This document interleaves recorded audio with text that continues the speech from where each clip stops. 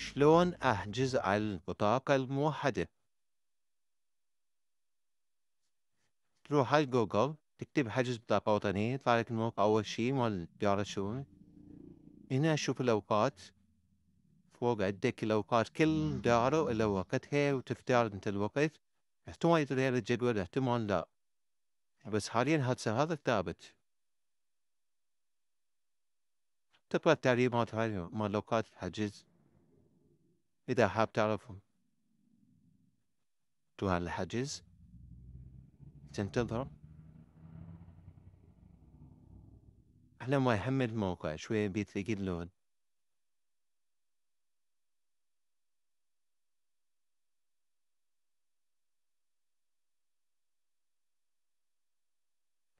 تكتب هنا أول شي اسمك، والثاني اسم أبوك،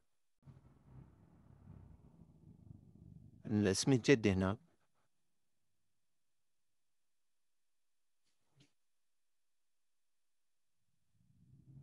صراحة نكتب اسمه هيك بس عن مود نعرف.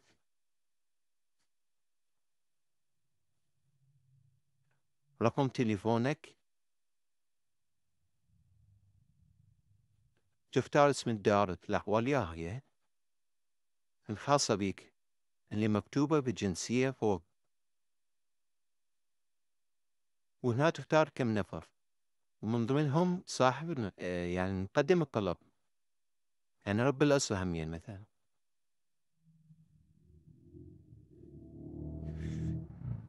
تنتظر يحولك على مود يوصل لك على الكود.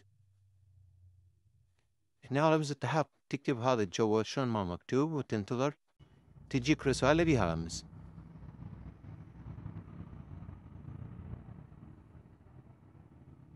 هذا الكافيتر هذا اسمه،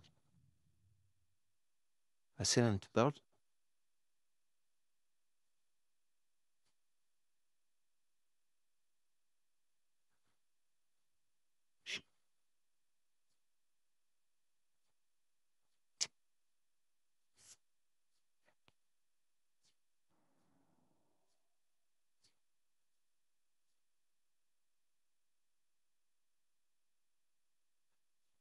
انتظر عليها، حاول تكتبه بورقة على صفحة أو شيء، أو تنسخه كيفك.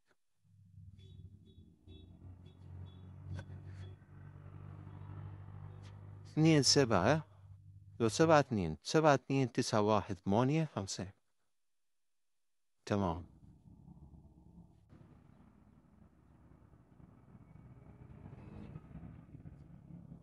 هذا الموقع بيلود هو.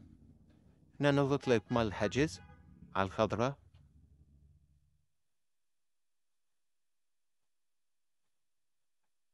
هنا يقول لك ماكو حجز، حاول السبت. تقدر تخلي التسجيل مالتك من الموقع وتحفظ الموقع، وترجع يوم السبت بس بالوقت المعين، بس تسوي تحديث معلومات أو ريفرش للصفحة.